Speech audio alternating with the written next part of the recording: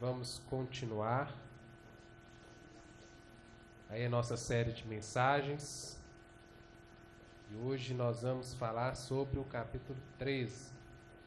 Amém? Os irmãos acharam? O Evangelho de João, capítulo 13.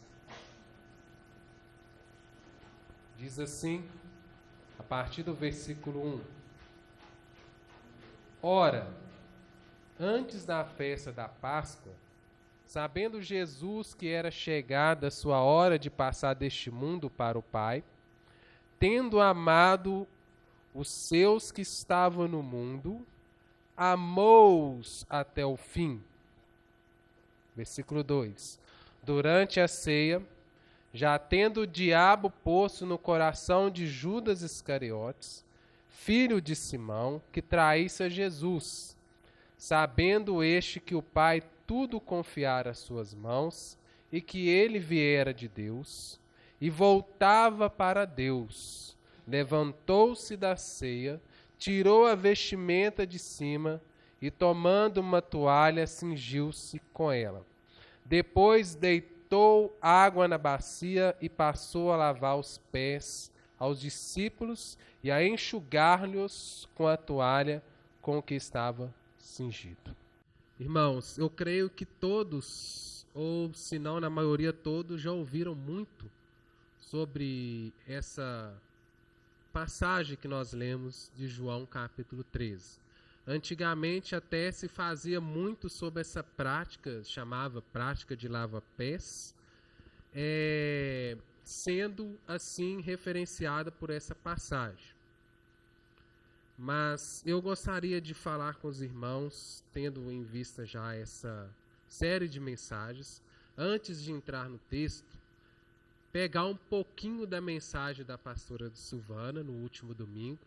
Para quem esteve aqui, viu que ela falou sobre a missão, enfatizou, apesar dela falar sobre vários assuntos no capítulo 12, ela enfatizou a missão de Jesus. E ela falou algo aqui muito interessante, que do capítulo 11 em diante, Jesus já entrava na última semana, na semana ali da sua morte, que ele seria crucificado. Então aqui nessa passagem, Jesus estava ali nessa última semana, a qual ele seria crucificado. Especificamente na quinta-feira, ele estava aqui junto com seus discípulos na ceia e ali ele faz essa prática e nos ensina. Às vezes nós queremos tirar algo assim espiritual do texto, sem ler o que Jesus mesmo vai explicar lá na frente, por que ele fez isso e qual deve ser a nossa postura diante daquilo que ele nos ensinou. Então, desde já, aqui Jesus está na última semana que ele estaria aqui antes de ser crucificado. Amém? Voltando ao versículo 1, diz assim: Ora, antes da festa da Páscoa, sabendo Jesus que era chegada a sua hora de passar deste mundo para o Pai. Ele sabia que ele ia morrer, ele sabia que ele seria crucificado, e ele ia passar deste mundo e estava ali a festa da Páscoa. E nós já falamos muito o que é a Páscoa para o judeu. Eles matavam o cordeiro, eles ali participavam, trazendo a memória daquilo que o Senhor instituiu a eles que fizesse ali na saída do Egito, colocasse ali nos umbrais da porta ali o sangue, para que a última praga que Deus mandou sobre os egípcios não matasse o primogênito da pessoa que colocasse ali o sangue. Então, próximo à festa da Páscoa, Jesus sabia a hora que ele sabia que ele estava pronto para ir ao Pai, que ele ia morrer, e fala que ele, o Pai, tendo amado os seus que estavam no mundo, amou-os até o fim. Referindo aqui a todos aqueles que foram escolhidos pelo Senhor. Ele amou-os até o fim. E nós vemos que o Senhor que nos escolhe, como nós falamos aqui, Ele te escolheu, Ele me escolheu, e através do Evangelho nós conhecemos a obra do Senhor, Ele nos atraiu para si e Ele nos ama. Ele nos amou até a sua morte e depois que Ele ressuscitou, Ele continua amando o seu povo e há de te preservar e nos preservar até que Ele volte e estejamos com Ele ali louvando, engrandecendo ao Senhor. Então, Ele, tendo amado os que estavam no mundo, amou-os até o fim. O versículo 2 diz assim: durante a ceia, tendo já o diabo posto no coração de Judas Iscariotes, filho de Simão, que traísse a Jesus. E aqui há algo muito interessante. Tendo já o diabo posto no coração de Judas Iscariotes. Muitas pessoas vão dizer que Judas ele era uma pessoa possessa pelo inimigo. Mas aqui não diz isso. Vai dizer lá na frente que o diabo entrou em Judas. Mas aqui ele estava sendo o quê? Influenciado. O diabo já tinha posto no coração dele. Assim como ele faz, assim como ele age, alguns dizem que ele lança, e ele lança dardos inflamados. Ele nos sugere algo para que nós venhamos cometer o pecado diante do nosso Senhor. Às vezes não precisa a pessoa estar possessa para fazer algo ruim ou cometer algum mal. Ele sugere na sua mente, ele te influencia a fazer algo contra a lei do Senhor, transgredir a lei de Deus. E aqui Judas estava sendo influenciado pelo inimigo para que traísse a Jesus. E quando a gente fala assim, algumas pessoas, por não conhecer a palavra de Deus e por não atribuir a responsabilidade de obedecer a Deus de Judas, falava assim, olha, ele estava preparado para trair Jesus há muito tempo. A Bíblia diz isso. É injusto ele ser escolhido para trair a Deus e não esquecem da responsabilidade de Judas. Se você voltar no capítulo 12 um pouco, lá no versículo 6, sendo específico, você vai ver que Judas ele tirava da bolsa das coletas. Ele era um ladrão. Ele roubava daquelas ofertas que Jesus e seus discípulos recebiam e ele pegava para si aquela quantia. Se a gente pegar o termo que a gente gosta muito de usar, o termo pentecostal, ele dava brecha para o inimigo agir na vida dele. E assim, muitas das vezes, se nós não vigiarmos ao Senhor, não vigiarmos na palavra de Deus, não é porque somos salvos, não é porque nós somos crentes, não é porque nós participamos de um ministério, se nós não vigiarmos e se nós cedermos à sugestão que o inimigo lança na nossa mente, nós também iremos pecar contra o nosso Deus. Nós não estamos blindados de forma que essa sugestão do inimigo venha sobre nós. Ela virá, mas o que cabe a nós é resistir ao diabo e ele fugirá de nós, como Pedro fala. O diabo, Pedro também fala que ele é um leão que está ao nosso derredor, porque quem está ao nosso redor é o Senhor.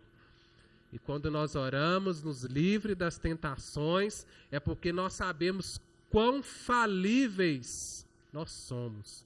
Nós precisamos do Senhor. Nós precisamos. Então Judas era assim, responsável pelos seus atos. E ele cedeu aquilo que o inimigo sugeriu na mente dele, que traísse a Jesus. Então esse papo de que as pessoas falam aí, que Judas foi um pobre coitado, escolhido ali por Deus e tal, aquele negócio todo, anulando toda a responsabilidade de Judas, é mentira, porque ele era responsável sim, e ele assim, mesmo assim, ele não vigiava, ele roubava da bolsa, ele queria trair Jesus. Aí fala aqui no versículo 3, sabendo este que o Pai tudo confiara, Jesus, e que ele viera de Deus e voltava para Deus, ele veio de Deus e iria voltar para o Pai, ele levantou na ceia, tirou a vestimenta de cima e tomando a toalha e cingiu-se com ela. Ele chega na ceia e fala que ele tira a vestimenta de cima, ele não fica nu, ele tira a vestimenta de cima porque o povo oriental, eles costumavam a usar como se fosse um vestido por baixo. Então dessa forma Jesus estava e ele pega ali e cinge com uma toalha. E ele passa, no versículo 5 fala que ele vai deitar água na bacia, ele passa a lavar os pés e a enxugar a toalha que estava cingindo. E se nós olharmos qual era a tarefa de lavar os pés, se você pegar um pouco a história dos judeus, quem lavava os pés era o escravo, era o servo naquela casa. Então Jesus, ele se faz servo para lavar os pés dos seus discípulos. E por que os pés e não todo o corpo, assim como Pedro vai falar, né? Não lava só os meus pés, lava todo o meu corpo. Porque quando a pessoa ir para uma ceia ou participar de um banquete, certamente ela se higienizava. Mas as estradas daquela época e também os calçados, por serem abertos, as sandálias, era muito empoeirado. Então, quando você ia participar da ceia de um judeu, ou você entrar numa casa, mesmo que você tivesse sido higienizado, mesmo que você tivesse lavado seus pés, o fato da sua locomoção, os seus pés estarem empoeirados, e como nós sabemos que a mesa não era essa mesa que nós temos também, a mesa ela era mais baixa, eles se reclinavam diante dela, era-se ali, o dono daquela casa chamava o servo, e o servo vinha e lavava os pés de quem entrar. Então Jesus se faz servo. Ele mesmo diz no Evangelho que ele não veio para ser servido, mas para servir. Então Jesus, ele começa a lavar ali os pés dos discípulos. Vamos continuar a leitura. Aí no versículo 6 vai falar assim: aproximou-se, pois, de Simão Pedro e lhe disse: Senhor, tu me lavas os pés a mim? Respondeu Jesus: o que eu faço não sabes agora, compreendê-lo-ás depois. Então Jesus, ele mesmo vai explicar. Assim como Pedro era impulsivo, de falar, de questionar, muitas das vezes nós, somos igual Pedro. Não faço não, eu que preciso fazer isso. Quem sabe nós, se estivéssemos ali no lugar de Pedro, nós também faríamos a mesma coisa. Não, Senhor, e ainda acrescentaríamos, quem faz isso é o servo, não é o Senhor. Tu és o nosso Senhor, o nosso Deus, não somos dignos. E Jesus fala assim: não, o que eu faço agora vocês não compreendem, mas vão compreender depois. Respondeu-lhe Jesus: se eu não vos lavar os pés, não tem parte comigo. Aí Pedro toma um choque. Então, aí ele achando, na sua ignorância, falando que ele estava fazendo bonito no nosso linguajar. Aí ele vai e fala: então pediu-lhe Pedro: Senhor, não somente os pés, mas também as mãos e a cabeça. Aí no versículo 10, Jesus fala assim: declarou Jesus: quem já se banhou não necessita de lavar senão os pés, quanto mais está todo limpo. Ora, vós estáis limpos, mas não todos, porque sabia quem era o traidor. Foi por isso que ele disse: nem todos estáis limpos. Então Jesus, ele está falando aqui do fato físico de que uma pessoa que ela já está higienizada, ela precisava lavar só os pés, e também no sentido espiritual, porque eles estavam limpos, porque eles receberam a doutrina do Senhor Jesus, que purificavam ele dos pecados. Então, e ele ainda ressalta que nem todos estavam limpos, porque Judas não foi limpo pela a doutrina que ele ensinou, pela palavra, porque ele haveria de trair Jesus. Então, no versículo 12 em diante, Jesus vai explicar por que ele fez aquilo. Por que ele lavou os pés dos discípulos. E diz assim: depois de ter lavado os pés, tomou as vestes e, voltando à mesa, perguntou-lhes: compreendeu o que eu vos fiz? Penso eu que neste momento todos ficaram em silêncio, alguns com medo de responder. Será que eu entendi? Outros querendo responder, mas não responderam. E Jesus continua no versículo 13: vós me chamais o Mestre e o Senhor, e dizeis bem, porque eu o sou. Ora, se eu, sendo o Senhor e o Mestre, vos lavei os pés, também vós deveis lavar os pés uns dos outros, porque eu vos dei o exemplo, para que, como eu vos fiz, façais vós também. Em verdade vos digo, que o servo não é maior que o seu senhor, nem o enviado maior daquele que o enviou. Ora, se sabeis essas coisas, bem-aventurados sois se a praticardes. Esse texto, ele é muito autoexplicativo. Então não tem como, às vezes, a gente procurando pontos no texto, porque ele mesmo se explica. Mas eu gostaria de ressaltar algumas coisas. E até o que eu já falei. Jesus sabia que os seus discípulos chamavam ele de mestre e sabiam que eles faziam bem, que realmente ele era mestre. E ele faz isso dando um exemplo, como ele mesmo diz, que se ele estava ali para servir os discípulos, sendo mestre, eles também deveriam servir uns aos outros. E o evangelho que Jesus nos ensinou é de servir uns aos outros. Ao contrário de muitas coisas que nós temos vistos, daqueles que alcançam uma hierarquia maior e têm procurado ser servido pelas pessoas mais comuns, não é assim o evangelho que Jesus ensinou. Ele, sendo Deus homem, sendo o Senhor, ele nos dá uma lição de humildade, que nós devemos servir um ao outro. Tinha um pregador que falava, e é verdade, quanto maior o cargo ou o ministério que você exerce, mais servo você se torna do outro. E isso é algo que nós devemos entender e praticar, porque Jesus fala aqui: em verdade vos digo, que o servo não é maior do que o seu senhor, nem o enviado é maior daquele que enviou. Ora, se saberdes essas coisas, bem-aventurados sois se a praticardes. Não é só bem-aventurado, não é só mais do que feliz aquele que sabe, mas tem que praticar. Nós não somos bem-aventurados ou mais que felizes, da forma como você quiser falar, se você só conhece a palavra de Deus. Se você que, ao conversar com uma pessoa, cita versículos, cita teologias, cita argumentos de pessoas da história da igreja, mas na hora de praticar não tem praticado a palavra de Deus.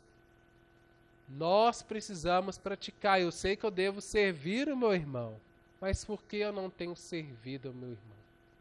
E servir, que eu falo aqui, não é se render a coisas egoístas do meu irmão ou a delírios das pessoas que estão ao nosso redor, mas servir de forma bíblica, servir de ajudar, servir de poder ajudar aqueles que necessitam de alguma coisa, ajudar o irmão que está com dificuldade em fazer algo. Nós devemos servir, ensinar o Evangelho, ensinar a palavra àqueles que não compreendem da forma que nós entendemos.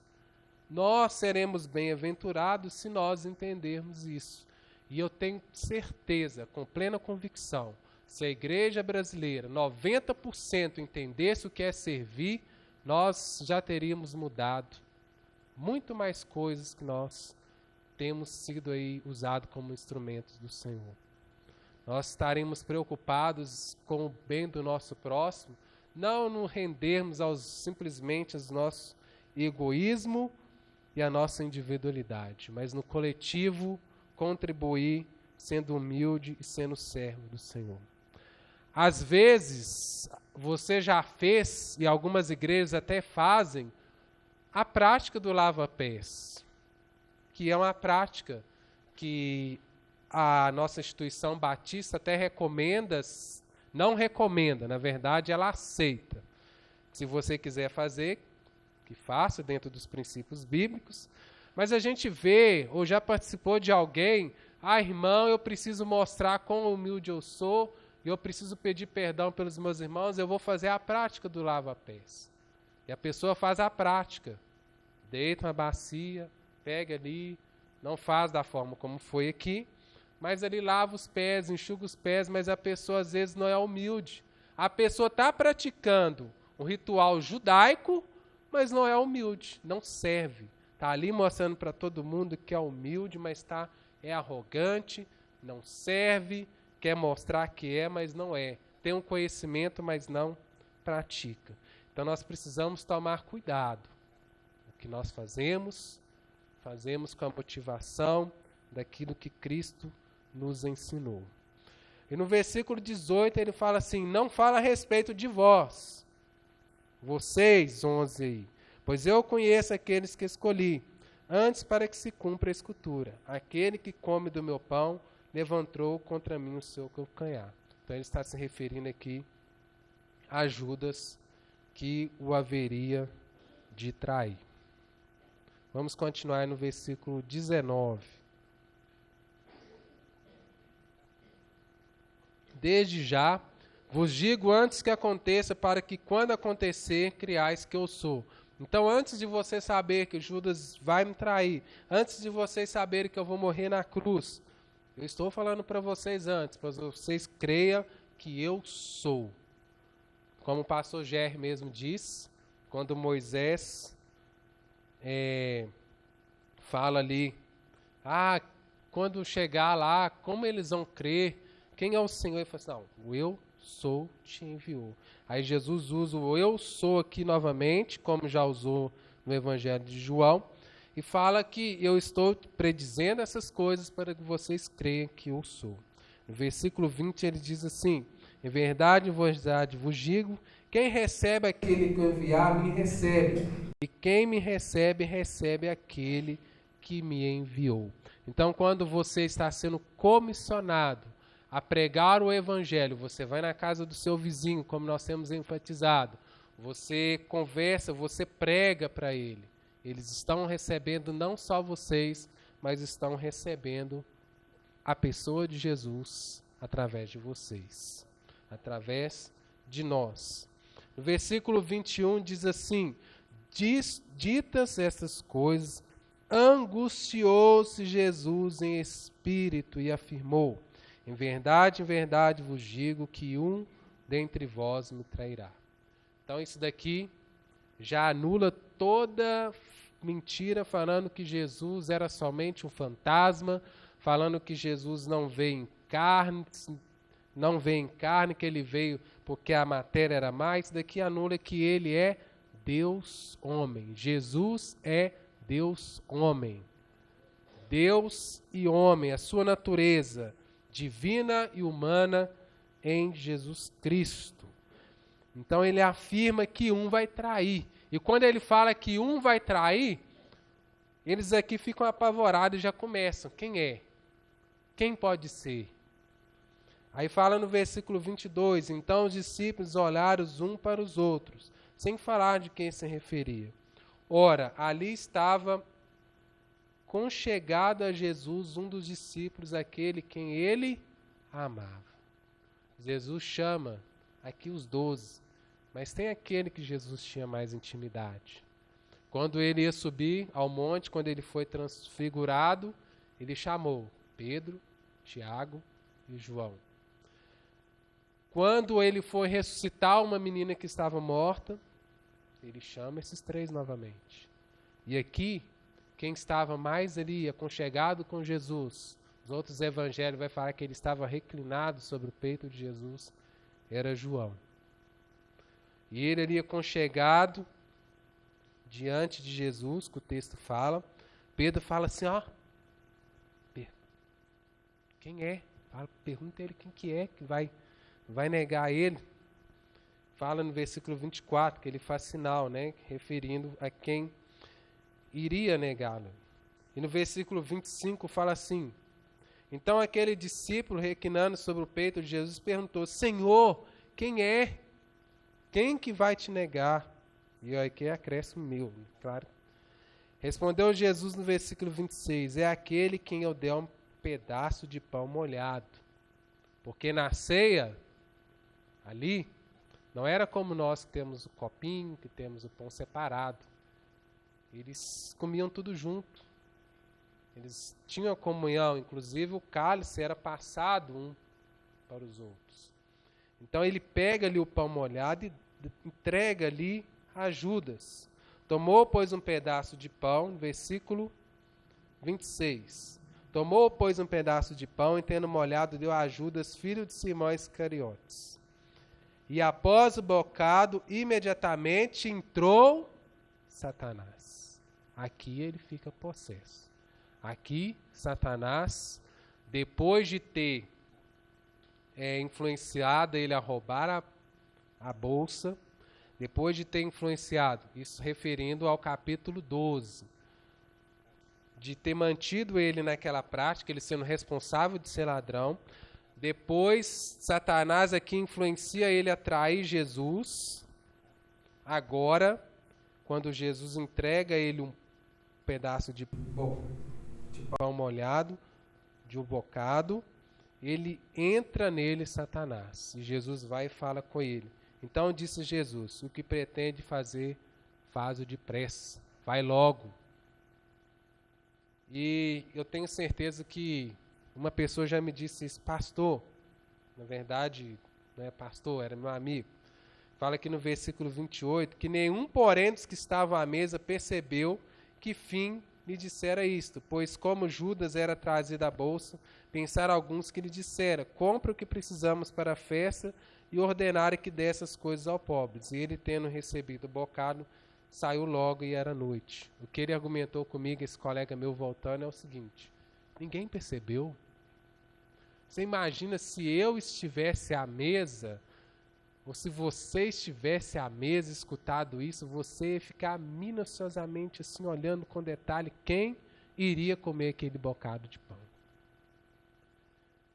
E ele falou assim, mas ninguém reconheceu. E tem algumas coisas que a palavra, né, a gente usa muito a palavra mistério.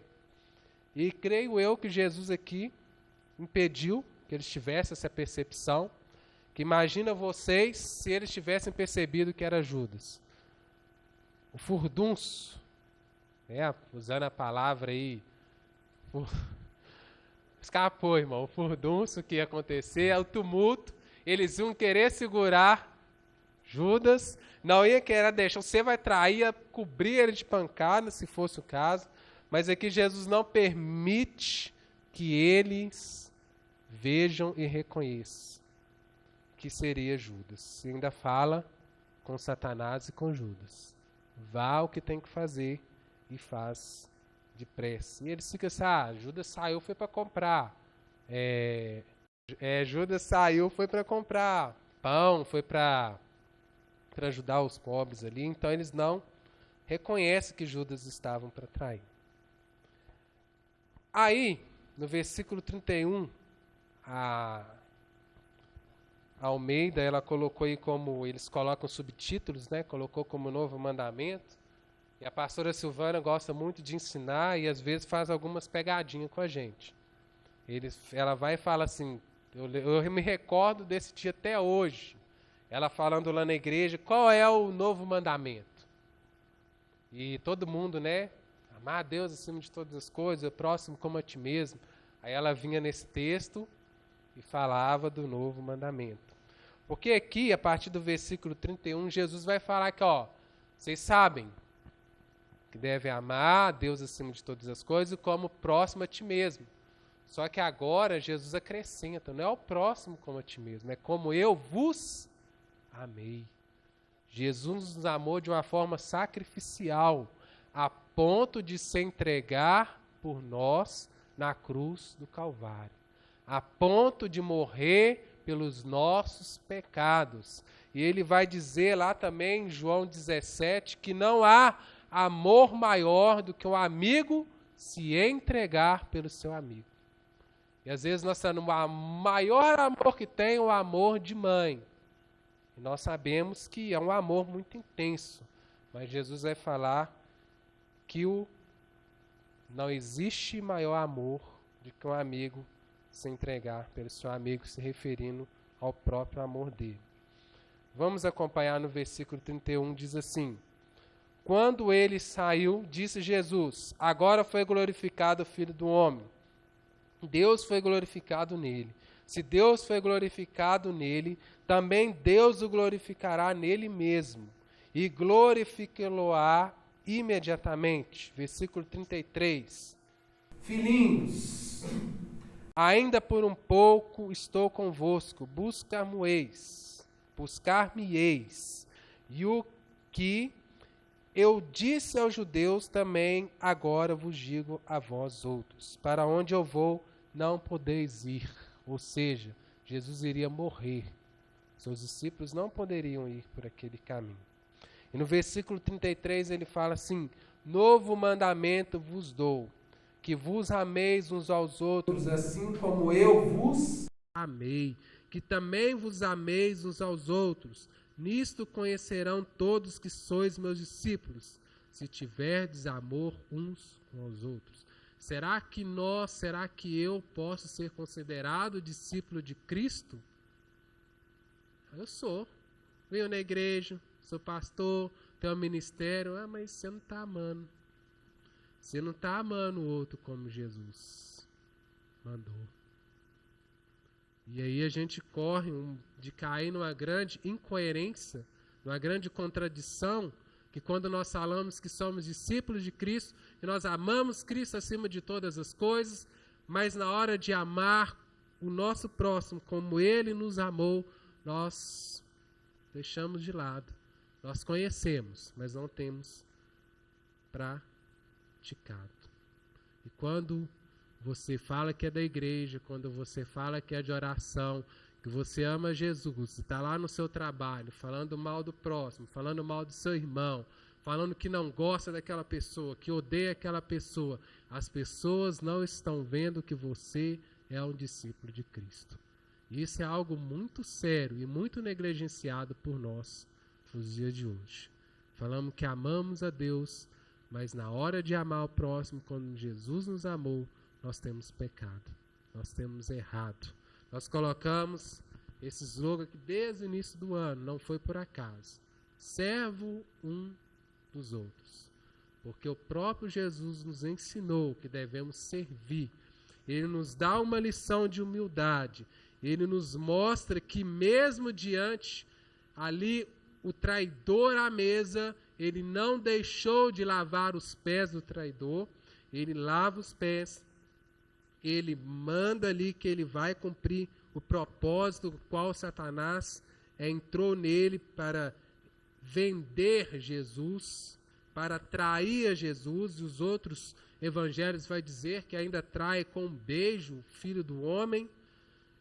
E agora Jesus fala um novo mandamento. Ele mostra a humildade, agora fala assim, não só ser servo um dos outros, você deve amar como eu vos amei.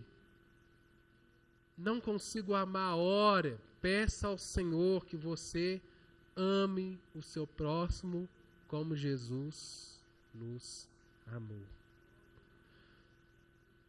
Não adianta você, às vezes, falar em línguas, você profetizar, você pregar bem, se você não tem amado o próximo como Jesus nos amou. Aí, o texto continua, o impulsivo Pedro, assim como nós, sendo impulsivos, no versículo 36 diz assim, perguntou-lhe Simão Pedro, Senhor, para onde vais? Respondeu Jesus. E Jesus já tinha falado lá atrás, para onde eu vou, vocês não podem ir. Aí pergunta Jesus, para onde você vai? Aí responde Jesus, para onde eu vou, não me podeis seguir agora. Mais tarde, porém, me seguirás. Porque mais tarde, Jesus ressurgiria, após o terceiro dia, eles iriam seguir Jesus. Jesus iria continuar ensinando até que ele fosse elevado aos céus. Aí, versículo 37, replicou-lhe Pedro, Senhor, por que não posso seguir-te agora? Por ti darei a minha própria vida. Respondeu-lhe Jesus, dará a vida por mim? Em verdade vos digo que jamais cantará o galo antes que negue 3 vezes. Assim como nós, impulsivos como Pedro, quando o pastor faz aqui a exortação, quando a irmã convoca as irmãs para servir a Jesus, de forma que as irmãs ou os irmãos também, eles falam, não, eu vou seguir a Jesus, agora entrega a minha vida, sendo tocados, sendo motivados pelo Espírito Santo, fala assim, não, agora eu sigo a Jesus, eu não vou negar.